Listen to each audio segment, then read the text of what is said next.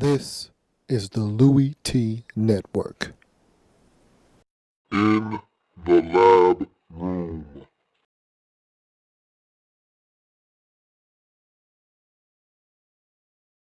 Welcome, you are in the lab room. I'm your host, Lou. Thank you for joining me here on Friday. And you know how I feel about Fridays. I love Wednesdays because I get to talk about the Pick'em Weekly. I get to talk about the Soul Survivor. But I love Fridays for so many reasons.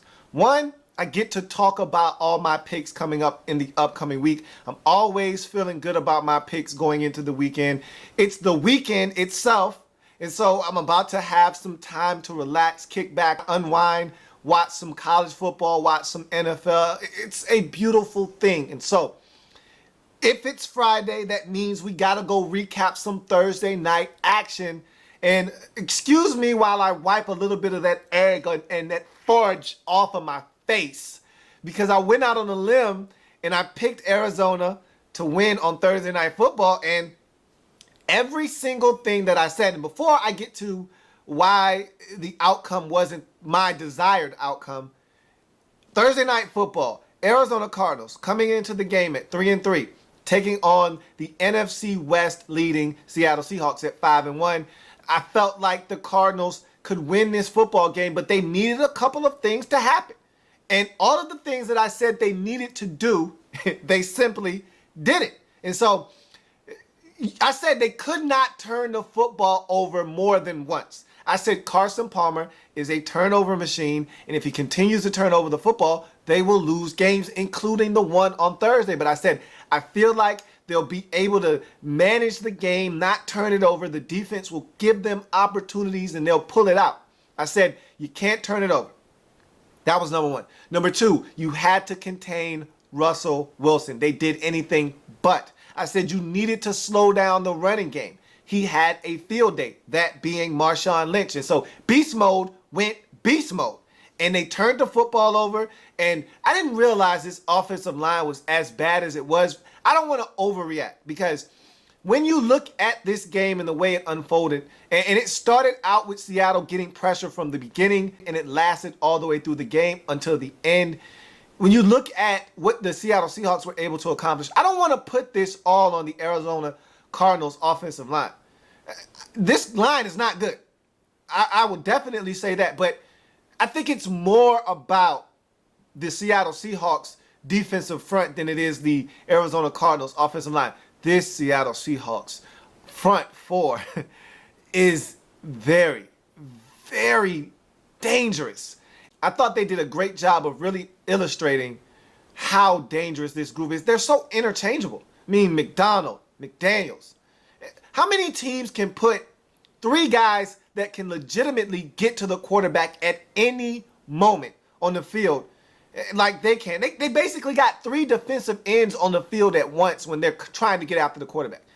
You look at Cliff Averill, Chris Clemens, Michael Bennett. I mean, what do you do with those guys on the field all at the same time? And I didn't even mention Bruce Irvin. So, I mean, these guys can get after you. You add in guys that are very athletic at the defensive tackle positions like McDonald, like McDaniels, like Red Bryant, and all of a sudden, you've got some guys out on the field that are sort of reminiscent of that Giants front four when they won the Super Bowl, when they were just getting after opposing quarterbacks. This team looked dominant last night from a defensive standpoint. And I looked at the Cardinals and I said Carson Palmer couldn't turn it over. They needed to run the football a little bit, take some of the pressure off of him. And he came out of the gate, and what did he do? He turned the football over. This Seattle Seahawks defense got after them. Man, was this game physical from the standpoint. Did you see that hit that Cam Chancellor put on on the tackle? And then it wrapped up the ball carrier. I mean, that's what this Seattle Seahawks team does. And they got Zach Miller back, and I told you that I didn't think he would be able to really stretch the defense, but he made a heck of a catch. And I told you, in the red zone, this is where he's his most dangerous. And that's exactly what he showed you in this game with that catch. And Russell Wilson was phenomenal. I think he played his best game of the season in this football game. You can't give up 34 and expect to win. And I said this needed to be a low-scoring game for Arizona to have a shot. If this was a shootout, Arizona did not stand a chance because they're going to turn the football over and they're not going to be able to score 34, 37 points to win. This needed to be a 23-20, a 27-23, a 20-17 type of ball game. And Arizona, with their turnovers and their inability to bottle up Russell Wilson and their inability to slow down beast mode, they let this score get out of hand. You turn it over and you allow them to be in prime real estate to score points. This is what happens. You give up 34 points. You only score 22. And Carson Palmer, to me, is very disappointing. They have to draft a quarterback. Looking forward to the future for the Arizona Cardinals, you have to draft a quarterback. Because how many times did Carson Palmer underthrow receivers last night? On the first pick, Larry Fitzgerald, bad hamstring and all, had a step on Brandon Browner. He had a step, was open. Carson Palmer underthrows him. Browner has no idea where the football is, sticks his arm out, makes a great play, deflects the football. It's picked off by Earl Thomas. If that ball is thrown where it's supposed to be, that's either a touchdown or a huge gain on the part of the Arizona Cardinals. Instead, it's an interception.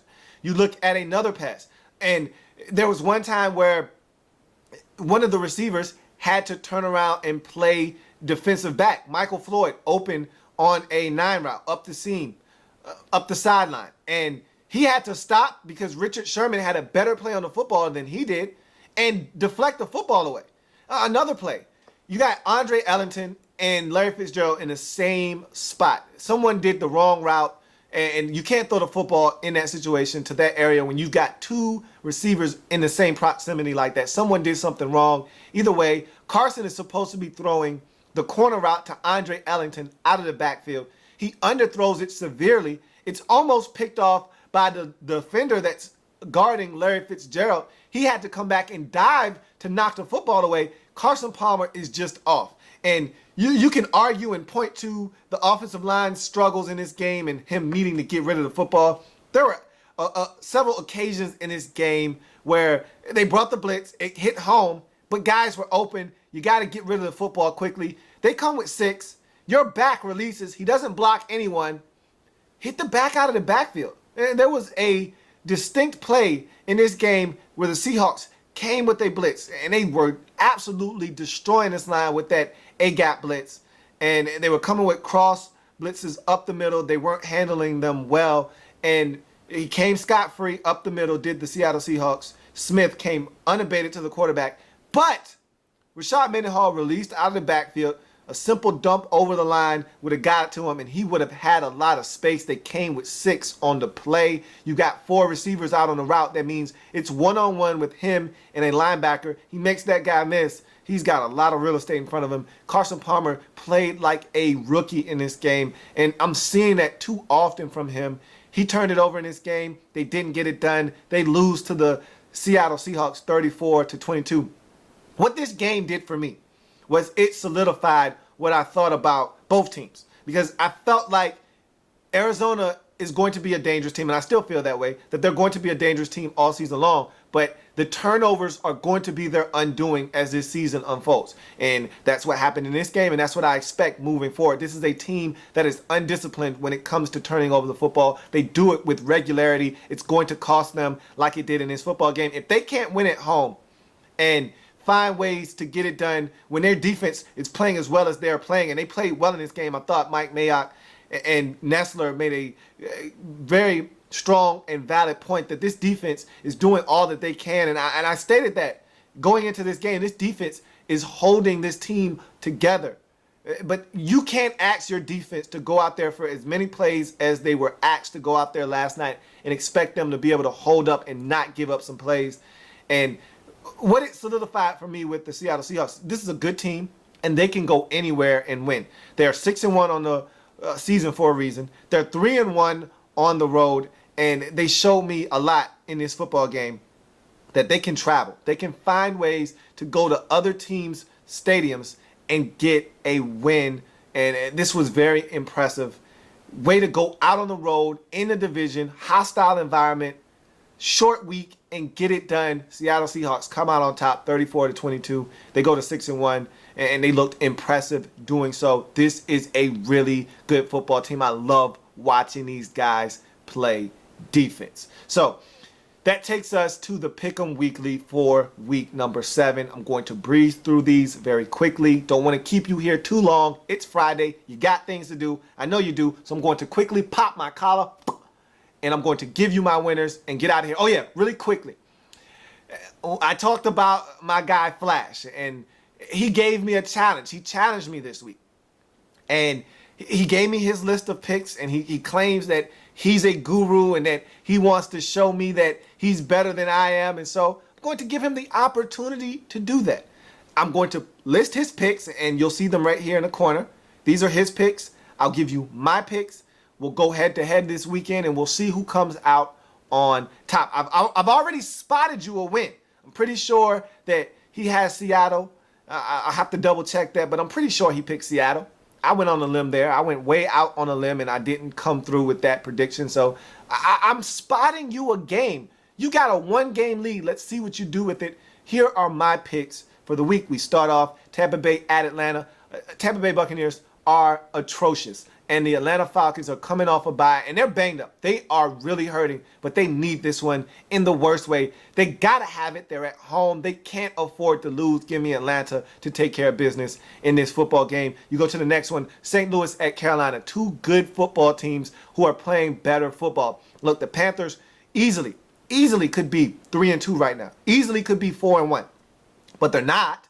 They're 2-3, but they're playing better football. And conversely, the St. Louis Rams are winners of 2 straight, and they've done it in convincing fashion in the last 2 weeks. Now they go on the road to take on Carolina, and these 2 teams are feeling really good about themselves, each coming off of a huge blowout victory the week prior in week number 6. Someone is going to be disappointed after this game, and I feel like the winner of this game is going to continue to ascend. Meanwhile, the loser of this game is going to find themselves in a bit of a rut. You feel like you've done some things, you start to build some momentum. If you're the Panthers, you're at home, you want to get back to 500, here's your opportunity. I'm rolling with the Panthers in this one. Let's see if the St. Louis Rams can prove me wrong, go out on the road for the 2nd consecutive week and get it done.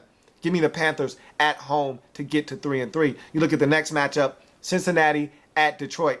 I do not like, this one is cut and dry for me. I do not like Cincinnati on the road.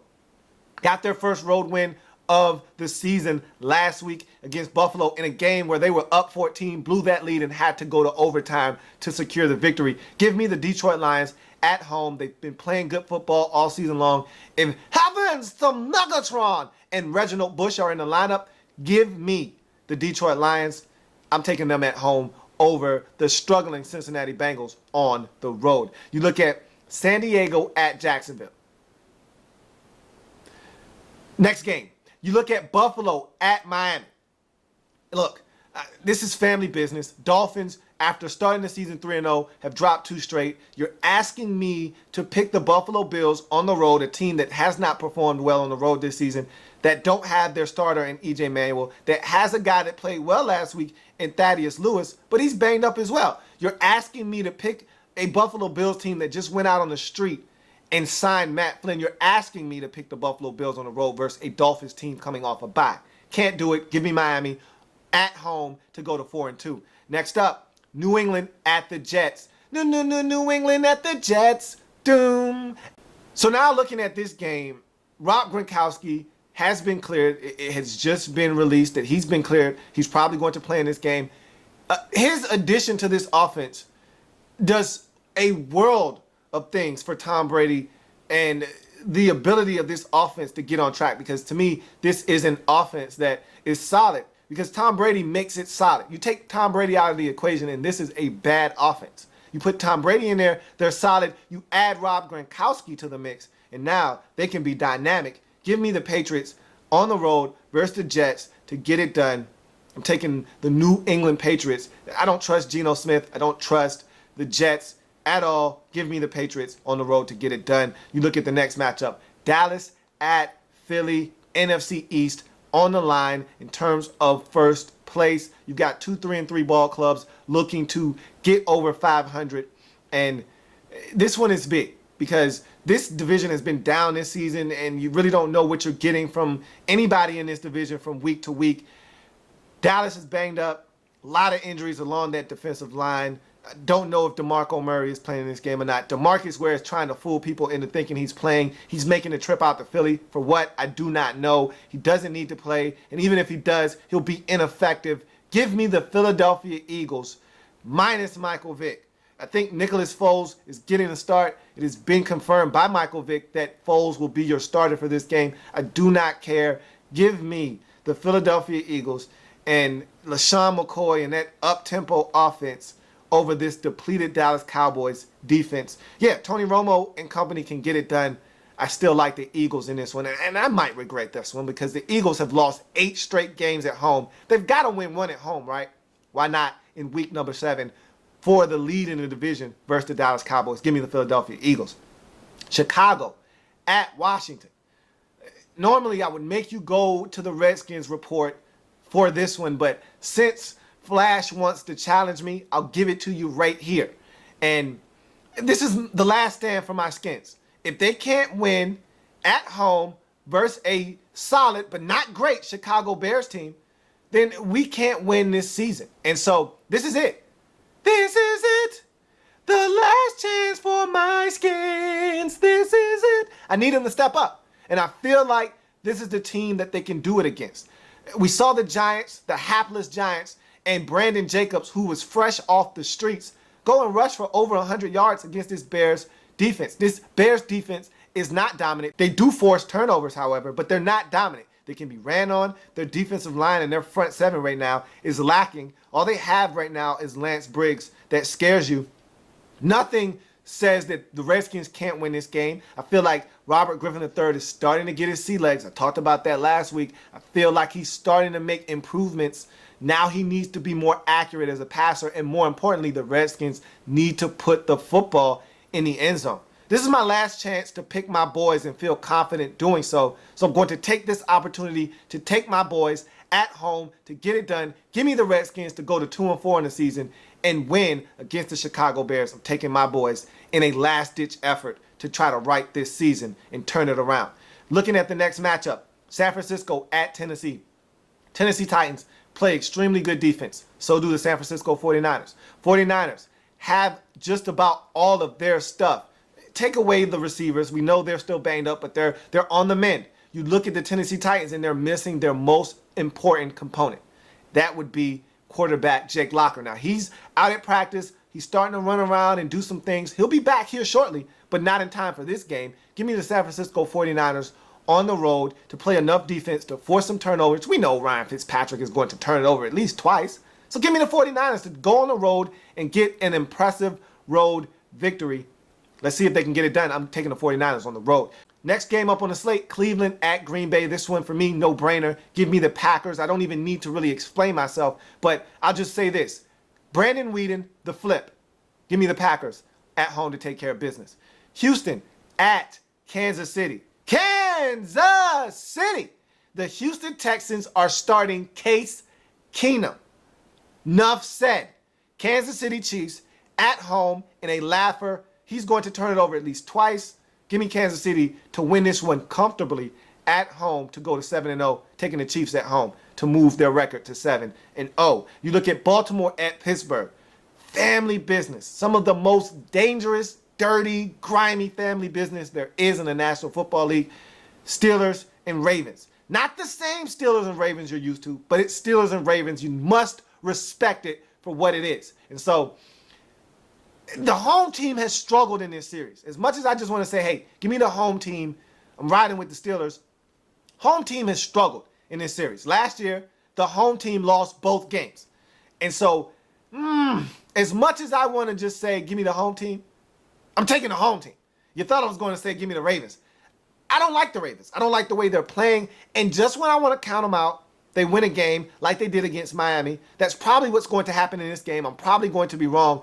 But I'm sticking to my instincts. I'm sticking to my gut. And my guns tell me that the Steelers, off of their win last week, are feeling better about themselves. They're playing more confident football. Give me the Steelers at home to find a way to gut out a close victory versus their intra-divisional rivals, the Baltimore Ravens. You look at Sunday Night Football. The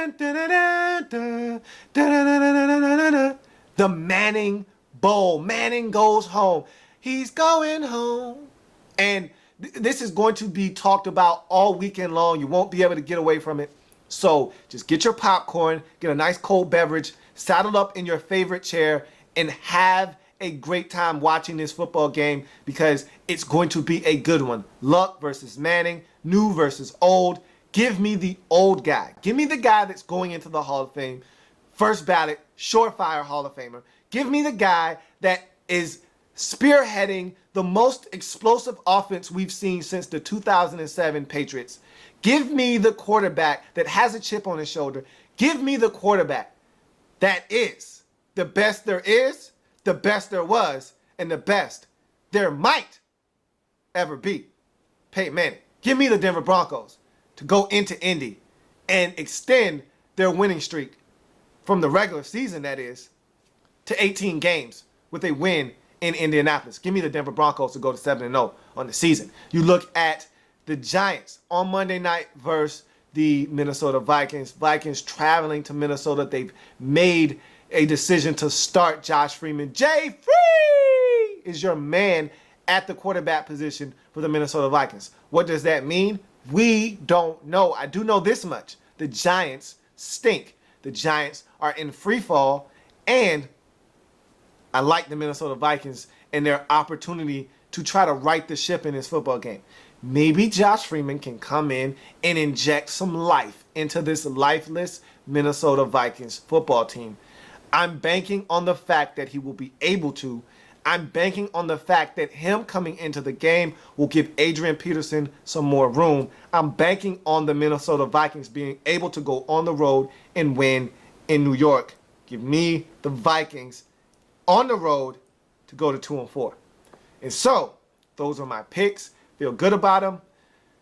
Normally, my off sheet is better than my main sheet, and I've already gotten off to a bad start. My main sheet has already taken a loss because I picked the Arizona Cardinals. My off sheet right now is sitting at 1-0, and it seems to be a trend. My off sheet does better than my main sheet, but I'm not running away from anything. I've been challenged. I've been called out by Flash, and I'm here to let them have it. So these picks that I made, they got to step up, and they got to step up for me in a huge way. So those are my picks. Feel good about them. Not shying away from any of them. I'm looking to go 11-4, maybe 10-5 this weekend, and I got off to a bad start. I've already put myself in a one-game hole. And so by doing that, I've already set the stage. And let me count the games really fast. 1, 2, 3, 4, 5, 6, 7, 8, 9, 10, 11, 12, 13, 14. So there are 15 games. There are only 2 teams on a bye this week. So 10-5, 11-4 is probably where I'll be. Anything more than that, and I had an exceptional weekend. If I go 10-5, 11-4, then that means I had a solid weekend. With me already conceding one loss, that means I really need to be special to get to where I want to be, which is 12-3 is really where I want to be when it's all said and done, or better. And so we'll see. We'll see how the rest of the weekend shapes out. But I've already dug myself a little bit of a hole. I feel really confident that I'll stop digging, I'll put the shovel down, and I'll be solid for the rest of the weekend. So, you know what time it is. Let's tack on this quick extra point. And the Manning back to Indy game is must-see TV. You got to watch that. If nothing else, if you don't watch another game all weekend long, that's the one you got to watch. And, you know what? I don't have anything against the Indianapolis Colts, but Jim Irsay annoys me. And he's put his foot in his mouth again, and he talks too much. And sometimes you just got to know when to shut the hell up, and it seems like he just doesn't. So I want Peyton Manning and the Denver Broncos to go to Indy and show him how it is to win and win big. And then I would love nothing more than Jim Irsay to have to eat his words after it's done. If my boys don't win the Super Bowl this year and Peyton does, I wouldn't be mad at that, because I want him to be able to say, hey, yeah, you got one. I got you that ring, and I got myself another one. Take that. And so we'll see how it all unfolds, but this is going to be a great game to watch. Old versus new, Luck versus Manning should be a dandy. Enjoy that game as well as the rest of the activities this weekend. College football, the NFL will come back. We'll break down the National Football League in all of its splendor on Monday. Enjoy the weekend. Have a good one. You know how this goes. If it happens in the National Football League, whether big or small, we cover it all here in the lab room. See you on Monday when I'm breaking down all of the action from week number 7. I'm coming for you, Flash. You asked for it. Now you're going to get it. Like the content? Want more? Sub up. In the lab